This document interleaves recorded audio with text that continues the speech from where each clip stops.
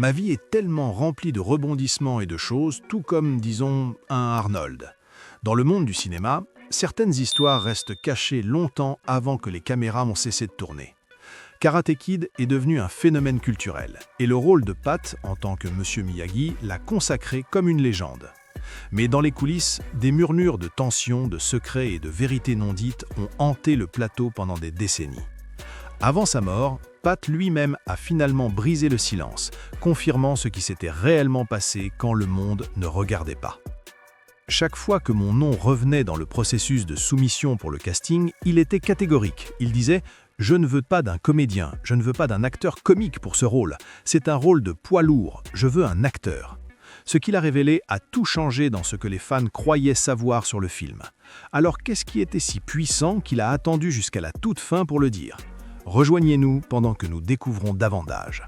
Pat Morita et Karate Kid.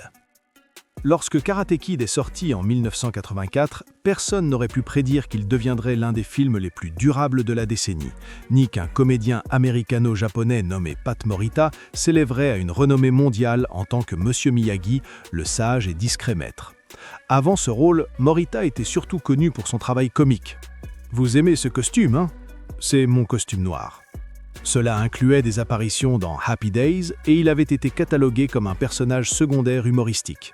Mais en tant que Monsieur Miyagi, le concierge, doté d'une maîtrise cachée du karaté, Morita s'est redéfini, créant une figure de mentor qui transcendait l'écran. Vous ne croirez pas ce que les acteurs ont révélé plus tard à son sujet. Le film lui-même était un mélange de récits classiques de l'underdog et de mystique des arts martiaux. Il suivait Daniel LaRusso, joué par Ralph Macchio, un adolescent qui peine à s'adapter après avoir déménagé dans une nouvelle ville. Harcelé par des camarades de classe entraînés dans une forme brutale de karaté, Daniel trouve un protecteur inattendu en Monsieur Miyagi qui lui enseigne la discipline, l'équilibre et la célèbre philosophie du sire-décire. Lors de sa sortie, Karate Kid est devenu à la fois un succès critique et commercial, rapportant plus de 130 millions de dollars dans le monde entier et valant à Morita une nomination aux Oscars pour le meilleur acteur dans un second rôle, ce qui était presque inouï pour un acteur américano-asiatique à l'époque. Mais alors que le film semblait lisse et soigné pour le public, dans les coulisses, l'atmosphère sur le plateau portait ses propres histoires et petites légendes. Les acteurs et l'équipe se rappelaient souvent du contraste entre la personnalité naturellement comique de Morita et le stoïcisme presque spirituel de Miyagi. Morita lui-même a admis que la transition était difficile. Il avait dû lutter pour contenir son humour naturel tout en travaillant à perfectionner un accent que le studio avait imposé. Il y avait aussi des anecdotes plus légères, souvent racontées. Comment Morita peinait avec la scène d'attraper une mouche avec des baguettes en raison de la configuration technique, ou comment les acteurs s'étaient liés pendant de longues heures d'entraînement pour le tournoi. Ralph Macchio, beaucoup plus jeune et moins expérimenté dans l'industrie, se référait souvent à Morita comme à une seconde figure paternelle. Bien que leur lien ne fût pas immédiat, il grandit progressivement pendant le tournage. Ces premières histoires, parfois enjouées, parfois poignantes, ont contribué à construire la mythologie de Karate Kid comme bien plus qu'un simple succès hollywoodien. Elles ont créé un sentiment que ce qui se passait derrière les caméras était aussi significatif que ce qui se déroulait sur l'écran. Et c'est au sein de ces murmures et d'anecdotes que les rumeurs ont commencé à prendre forme, se transformant d'un simple folklore de plateau en des récits mystérieux que les fans débattent encore des décennies plus tard. Comme beaucoup de films iconiques, Karate Kid n'était pas à l'abri des rumeurs et de spéculations. Au fil des ans, des murmures ont émergé à propos de tensions entre des membres du casting, de comportements étranges sur le plateau et de conflits avec les producteurs qui n'ont jamais été pleinement confirmés. Ce n'est pas la fin de l'histoire. L'une des affirmations les plus persistantes était que Morita avait du mal à se faire prendre au sérieux dans le rôle. Certains prétendaient que les dirigeants du studio doutaient de sa capacité à incarner le charisme de Monsieur Miyagi compte tenu de son passé dans la comédie. Cela, selon ces récits, aurait créé des frictions entre Morita et certains membres de l'équipe de production. D'autres ont suggéré que son insistance sur l'authenticité, en poussant pour que les détails culturels soient respectés, le mettait parfois en désaccord avec les producteurs, plus préoccupés par l'attrait commercial que par l'accuracy. Une autre histoire portait sur le processus de jeu de Morita. Bien qu'il ne soit pas connu pour être un acteur de méthode, certains récits le décrivaient comme gardant délibérément ses distances des jeunes membres du casting afin de renforcer la relation maître-étudiant.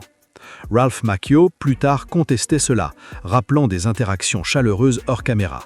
Pourtant, l'idée de Morita comme une figure distante et austère a persisté malgré des témoignages contradictoires. Puis il y avait les histoires plus folles, des affirmations que Morita sombrait dans une consommation excessive d'alcool après de longues journées de tournage ou que des affrontements avaient éclaté entre lui et le directeur John Avildsen sur la quantité d'humour que Miyagi devait avoir. Aucune de ces histoires n'a jamais été confirmée, et dans des interviews, Morita les balayait souvent avec un rire, préférant pas alimenter les spéculations. Mais peut-être la rumeur la plus intrigante était celle si persistante que de nombreux fans en étaient venus à y croire tout bonnement. Elle impliquait une supposée brouille entre Morita et Ralph Macchio, certains affirmant que leur chimie de maître à élève à l'écran masquait des frictions dans la vie réelle. Pendant des années, les deux acteurs l'ont nié, insistant sur leur respect mutuel. Pourtant, les murmures ont continué, alimentés par l'idée que l'intensité tranquille de Morita aurait pu se heurter à l'énergie juvénile de Macchio. Continuez à regarder pour en savoir plus. La santé de Pat Morita et ses dernières années. La confession. À la fin des années 1990 et au début des années 2000, la vie de Pat Morita avait commencé à ralentir d'une manière qu'il ne pouvait ignorer. L'homme qui avait autrefois jonglé avec des rôles télévisés, des projets cinématographiques et un emploi du temps chargé dans la comédie luttait désormais contre une santé fragile. Des années de consommation d'alcool avaient laissé leurs traces, et bien qu'il le masquait souvent derrière son humour et son charisme, ses amis et sa famille remarquaient ses difficultés. Morita souffrait de problèmes rénaux et hépatiques, avait été hospitalisé et s'affaiblissait visiblement au fil des années. C'est à cette époque qu'il sembla prendre davantage conscience de sa propre mortalité. Autrefois prompt aux blagues et aux esquives lorsqu'on l'interrogeait sur des sujets sérieux, Morita commença à réfléchir plus ouvertement à sa carrière, à sa célébrité et aux démons personnels qu'il avait portés discrètement pendant des décennies. Il savait que le temps pressait, et pour la première fois depuis des années, il se permit de s'exprimer plus librement sur ses expériences, aussi bien les moments célébrés que les moments douloureux. Cela devient de plus en plus intéressant. Les fans et les journalistes commencèrent à remarquer ce changement. Les dernières apparitions publiques de Morita portaient souvent une touche de mélancolie sous son humour chaleureux. Il parlait franchement des défis d'être un acteur américano-asiatique à Hollywood, des stéréotypes qu'il était forcé d'incarner, et de la gratitude qu'il ressentait néanmoins pour le rôle révélateur de Mr. Miyagi. Il était conscient qu'il était devenu une icône culturelle, mais il était également conscient de la façon dont cette célébrité l'avait enfermé dans une case. En vieillissant, il voulait que les gens voient au-delà du sage mentor, qu'ils se souviennent de Pat Morita, l'homme, et pas seulement de Mr. Miyagi, le personnage. Dans les coulisses, ceux qui lui étaient proches décrivaient un homme à la fois réfléchi et agité. De vieux amis disaient qu'ils repensaient souvent à Karate Kid, pas seulement aux films eux-mêmes, mais à la façon extraordinaire dont ils avaient eu un impact sur des générations entières. Des enfants qui avaient grandi dans des foyers brisés ou sans figure parentale lui écrivaient pour lui dire que Miyagi avait été le père qu'il n'avait jamais été. Cela touchait Morita profondément. Et en entrant dans ces dernières années, il semblait plus disposé que jamais à évoquer ce que le rôle avait représenté, non seulement pour le public, mais pour lui personnellement. Pourtant, avec la gratitude, venait une volonté de revisiter les coins les plus sombres de son passé. Des histoires qu'il avait autrefois écartées d'un rire ou esquivées commençaient à s'infiltrer dans ses conversations. Il parlait plus ouvertement des luttes contre l'alcoolisme qui avaient assombri sa carrière, des doutes qui l'avaient hanté même au sommet de sa gloire, et du tribut que la typification constante avait prélevé sur son estime de soi. Ce n'était pas seulement dans les interviews, des amis remarquaient que Morita semblait déterminé à rétablir la vérité, parfois lors de petites conversations à la maison, parfois lorsqu'il revenait en contact avec d'anciens collègues. Il semblait vouloir dissiper le brouillard de demi-vérités et de rumeurs qui s'étaient formées autour de lui au fil des années. Certaines de ces histoires étaient légères, comme clarifier qu'il avait en fait eu besoin de plusieurs prises pour la tristement célèbre scène d'attraper la mouche avec des baguettes. Mais d'autres étaient plus lourdes, touchant à des conflits professionnels et des luttes profondément personnelles qu'il avait longtemps gardées pour lui. À mesure que sa santé déclinait, le besoin de Morita de se délester grandissait. Il commença à contacter des personnes en qui il avait confiance, de vieux amis, des collègues acteurs, même des anciens collaborateurs des jours de Karate Kid. C'était comme s'il pressentait que s'il ne parlait pas maintenant, la vérité pourrait disparaître avec lui. Et puis, dans ces dernières années, quelque chose d'inattendu se produit. Pat choisit de se confier en privé à quelqu'un à propos d'une rumeur les plus persistantes qui le concernait. Une histoire qu'il avait toujours balayée d'un revers de main en public. Il ne l'aborda pas de manière désinvolte, il révéla des détails qui stupéfièrent la personne à qui il parlait, changeant leur perception de l'homme et du mythe qu'il avait porté pendant des décennies. Cela ne se produisit pas dans une grande interview télévisée ou une conférence de presse mise en scène, plutôt dans le genre de cadre où les secrets s'échappent. Une conversation intime, enregistrée plus tard en fragments, entre Pat Morita et quelqu'un en qui il avait grandement confiance. Pendant des décennies, des spéculations avaient tourné autour de son passage sur Karate Kid. Les fans et les initiés de l'industrie avaient construit un patchwork de rumeurs, certaines inoffensives, d'autres potentiellement nuisibles. Morita avait toujours joué le rôle du démenteur affable, les balayant avec d'esprit, son humour suffisamment désarmant pour faire taire les questions indiscrètes. Mais dans cet échange privé, il mit l'humour de côté. Sa voix était faible, son débit plus lent que les répliques rapides dont les gens se souvenaient. Pourtant, il y avait un poids dans ses mots qui signalait qu'il était enfin prêt à raconter l'histoire. Le sujet se porta, comme inévitablement, sur Ralph Macchio et leur lien à l'écran. Il décrivit le début de la production, quand lui et Macchio se connectaient à peine. Il avait la cinquantaine, portant la fatigue d'une longue carrière qui ne l'avait pas toujours bien traité. Macchio avait à peine quitté l'adolescence, débordant d'énergie nerveuse, et apprenait encore à naviguer dans l'industrie cinématographique. Leurs personnalités se heurtèrent au début, le comédien chevronné essayant de se transformer en maître stoïque, et le nouveau venu, aux yeux grands ouverts, essayant de faire ses preuves. Il y avait eu de la distance, voire de la frustration durant ces premières semaines. Voici le rebondissement choquant. Morita reconnut que le fossé entre eux était perceptible pour ceux présents sur le plateau. Les membres de l'équipe spéculaient, les producteurs chuchotaient, et bientôt une rumeur prit forme selon laquelle les deux pouvaient à peine se supporter. C'était l'histoire qui avait survécu pendant des décennies, bien après que la réalité eût changé. Car, comme Morita l'expliqua, quelque chose changea pendant le tournage. Plus ils passaient de temps ensemble, plus leur lien se renforçait. Les longues journées de tournage, les repas partagés et le rythme naturel des rôles de maître et d'élève commencèrent progressivement à se fondre dans la vie réelle. Au moment où le film se termina, ce qui avait commencé par un détachement maladroit s'était transformé en respect et affection véritable. Et pourtant, Morita admit qu'il avait laissé le public croire le contraire pendant des années. Il avait ri de la rumeur, la niant en passant, mais il n'était jamais entré dans les détails de ces premières semaines de tension. Dans ce moment de confession, il semblait presque soulagé de l'admettre. Il le décrivit non pas comme de l'animosité, mais comme un processus de réchauffement progressif qui avait finalement rendu les performances plus authentiques. Daniel et Miyagi n'étaient pas non plus immédiatement proches, ils avaient grandi dans leur relation, tout comme les acteurs l'avaient fait. Ce qui stupéfia son confident, ce n'était pas seulement la confirmation de la rumeur, mais la vulnérabilité avec laquelle Morita l'exprima. Il admit qu'il avait craint que le public soit déçu d'apprendre que le lien ne s'était pas formé aussi magiquement qu'il le semblait à l'écran. Pendant des années, il avait porté ce secret, craignant que lever le rideau ne ternisse la légende. Maintenant, au crépuscule de sa vie, il voyait les choses différemment. Pour lui, c'était la preuve que la magie du cinéma n'était pas toujours instantanée. Parfois, elle était forgée à travers la lutte, la patience et une confiance éventuelle. Vous ne croirez pas ce qui s'est passé ensuite. Le confident se rappela plus tard comment les yeux de Morita s'adoucissaient lorsqu'il parlait de Ralph. Malgré le début difficile, il n'y avait aucune amertume dans sa voix, seulement de la gratitude. Il considérait leur relation comme l'une des plus significatives de sa carrière. Il était clair qu'une quelconque tension initiale avait été éphémère, éclipsée par les années d'amitié et d'admiration qui avaient suivi. C'était là la confession qu'il n'avait jamais partagée publiquement avec autant de détails. Ce n'était pas scandaleux au sens des tabloïds, mais c'était puissant. Cela révélait les imperfections humaines derrière une relation qui avait été idéalisée par des millions. Pendant des décennies, les fans avaient cru soit à une harmonie totale, soit à une discorde totale. La vérité, comme Morita l'admit finalement, se trouvait quelque part entre les deux. Cela commença par un malaise, mais s'épanouit en quelque chose d'authentique. Cette seule admission remodela la façon dont ceux qui l'entendirent comprirent à la fois l'acteur et le film lui-même.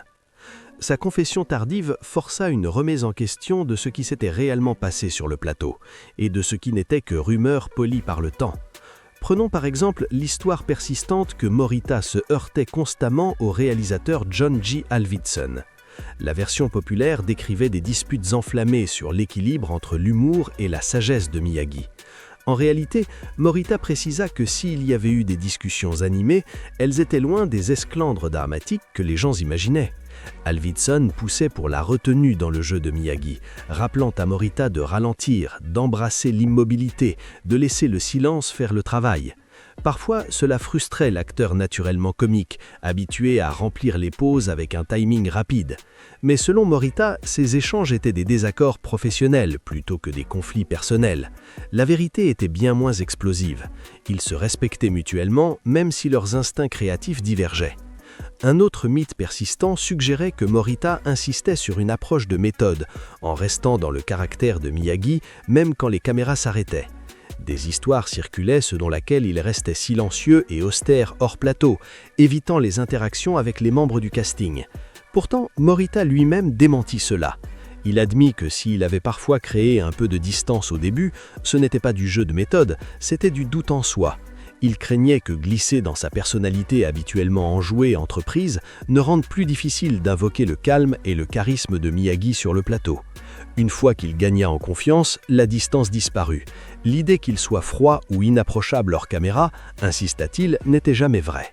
Puis, il y avait l'affirmation que sa relation avec Ralph Macchio était fracturée tout au long de la production.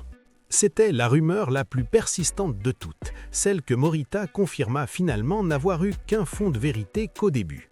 Le mythe avait été exagéré en quelque chose qu'il n'avait jamais été. Leur lien ne commença pas de façon facile, mais il évolua vers l'amitié authentique que le public sentait à l'écran. La réalité n'était pas le conflit, mais l'évolution. La comparaison entre la perception et la réalité était frappante. Là où les mythes le dépeignaient comme impulsif, distant ou peu fiable, la vérité révélait un homme naviguant entre l'insécurité, la pression culturelle et une opportunité unique dans une vie. Il était imparfait, certes, mais loin de la caricature que les rumeurs avaient créée. Les voix du plateau, les réactions des acteurs et de l'équipe, lorsque la confession privée de Pat Morita vint à la lumière, beaucoup se tournèrent vers ceux qui avaient été là depuis le début. Les personnes qui avaient vécu la réalisation de Karate Kid confirmeraient-elles ou démentiraient-elles les histoires qu'il avait finalement abordées? Ralph Macchio, qui avait longtemps défendu Morita contre les spéculations, fit écho au sentiment que leur relation était une flamme lente plutôt qu'un lien instantané. Dans des interviews, il décrivit leurs premiers jours comme prudents, mais il insista que le respect entre eux n'avait fait que s'approfondir avec le temps. Pour Macchio, l'idée d'une animosité durable était risible. Il maintint que Morita était à la fois un mentor et un ami bien longtemps après que les caméras eurent cessé de tourner. Il y en a plus. Le réalisateur John G. Avildsen intervint également, réfléchissant à sa dynamique avec Morita. Il admit qu'il avait souvent poussé Pat vers la subtilité, lui rappelant que la force de Miyagi venait de l'immobilité, pas de la théâtralité. Mais il fut prompt à écarter l'idée d'affrontement houleux. Pour Avildsen, leur discussion faisait partie du processus créatif, et il créditait Morita d'avoir embrassé la discipline qui éleva le rôle en quelque chose d'intemporel. D'autres membres du casting partagèrent des souvenirs similaires. William Zabka, qui jouait Johnny Lawrence, se souvenait de Morita comme accessible et encourageant, jamais la figure distante que certaines rumeurs avaient suggérée. Les membres de l'équipe parlaient également de son humour entre les prises, se rappelant comment il allégeait l'atmosphère pendant les journées de tournage épuisantes. La révélation de la confession de Morita, associée à la corroboration de ceux qui avaient travaillé à ses côtés, changea la façon dont les fans et les historiens voient désormais à la fois l'acteur et le film. Loin de diminuer son héritage, la confession l'humanisa. La reconnaissance des frictions initiales avec Ralph Macchio rendit leur chimie à l'écran plus poignante, pas moins. Le public pouvait désormais apprécier que la relation entre Daniel et Miyagi n'était pas une pure invention. C'était le reflet de la propre dynamique évolutive des acteurs, commençant par un malaise, puis construisant vers une véritable confiance. Cette reformulation jeta également une nouvelle lumière sur le message de Karate Kid. Le film n'a jamais été uniquement une question de karaté. Il s'agissait de résilience, de patience et de croissance. Savoir que Morita lui-même avait vécu ses leçons sur le plateau approfondit la résonance du film. La philosophie du sire-décire semblait soudainement moins comme un enseignement scripté et plus comme le reflet du vrai parcours de l'acteur. En même temps, les rumeurs sur les affrontements avec Avildsen, le jeu de méthode et les habitudes de consommation d'alcool n'habitaient plus le domaine des commérages. Elles furent contextualisées, clarifiées et dans certains cas démontées. Les fans commencèrent à voir Morita non pas comme une légende sans faille, mais comme un homme qui avait surmonté des obstacles pour offrir l'une des performances les plus iconiques du cinéma. Cette nuance ne fit que renforcer le respect pour lui. L'héritage de Karate Kid lui-même fut également reconfiguré. Ce n'était plus seulement l'histoire d'un adolescent harcelé trouvant la force grâce au mentorat. Cela devint en partie une histoire sur la réalisation du film, sur la façon dont les acteurs et l'équipe avaient lutté contre leurs propres défis tout en créant quelque chose qui les transcendait. Pensez-vous qu'il reste encore des secrets non dits au plateau? Nous ne le saurons peut-être pas. Dites-nous ce que vous en pensez dans les commentaires ici-bas. N'oubliez pas d'aimer, de vous abonner et de partager cette vidéo. Cliquez également sur la prochaine vidéo sur votre écran, vous allez l'aimer.